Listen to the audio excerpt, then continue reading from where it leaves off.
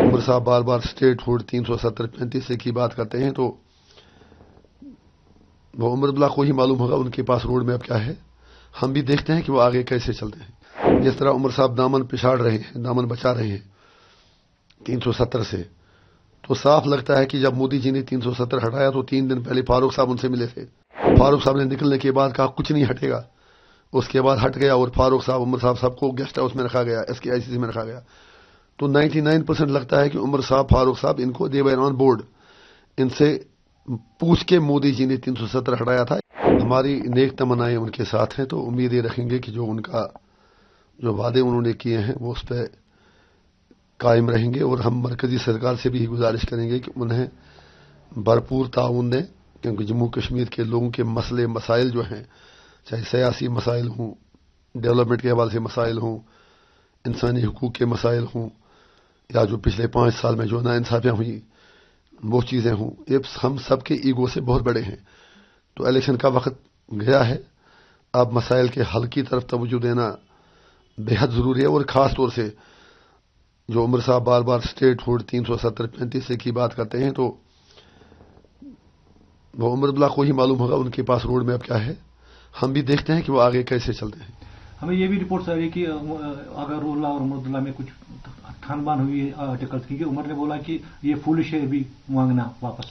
मुझे नहीं पता, वो आप उनसे पूछ लें, उनके घर की बात है, मैं उसमें नहीं पढ़ना चाहता, उनके पार्टी की बात है। लेकिन इतना तो अब क्लियर हो रहा है, जिस तरह उमर साहब दामन पिछाड़ रहे हैं, दामन बचा रहे हैं 370 से, तो साफ लगता है कि जब मोदी जी ने 370 हटाया तो 3 दिन पहले फारूक साहब उनसे मिले थे। ये मैं आपको बड़ी बात बता रहा हूं, 3 दिन पहले फारूक साहब उनसे मिले थे। तो फारूक साहब ने निकलने के बाद कहा कुछ नहीं हटेगा, उसके बाद हट गया और फारूक साहब उमर साहब सबको गेस्ट हाउस में रखा गया, SKICC में रखा गया। तो 99% लगता है कि उमर साहब फारूक साहब इनको दे वर ऑन बोर्ड, इनसे पूछ के मोदी जी ने 370 हटाया था। ये सारा एक मैच फिक्सिंग था। और आज जब पूरी मदद बीजेपी ने की NC को पावर में लाने में, उसमें कोई डाउट ही नहीं है। और जब NC अब पावर में आई है तो उमर साहब ने अब 370 से दामन पिछाड़ दिया है।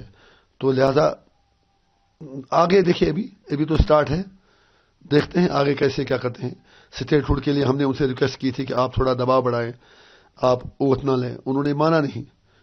तो अब वो उनके पास कौन सी जादुई छड़ी है, वो लोगों को क्या कहते हैं आने वाला वक्त बताएगा। लेकिन हमारी तमन्नाएं फिर भी उनके साथ हैं और हम चाहेंगे कि वो कामयाब हो जाएं और लोगों के लिए कुछ भला हो। यहाँ पे रिपोर्ट आ रही है कि कांग्रेस गवर्नमेंट में शामिल नहीं होगी, आउटसाइड सपोर्ट करेगी। वो उनसे पता, आप पूछ लीजिए, मुझे उसका क्या पता। कांग्रेस पहले उनको पता नहीं वो क्या कह रहे हैं। कश्मीर में कहते हैं कि 370 वापस आना चाहिए, जम्मू में कहते हैं नहीं स्टेट हुड वापस आना चाहिए, नेशनल लेवल पर कुछ और कहते हैं। उनके चेहरे पर एक नहीं कई निकाबें हैं।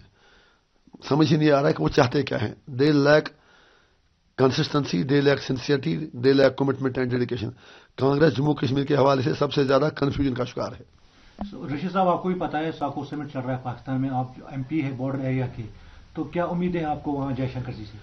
हम ये चाहेंगे कि काश इन दोनों मुल्कों को अकल आ जाए। ये दोनों मुल्क ये समझें कि आप कहते तो सब हैं कि हमसाये बदल नहीं सकते, लेकिन कहने और करने में बहुत फर्क है।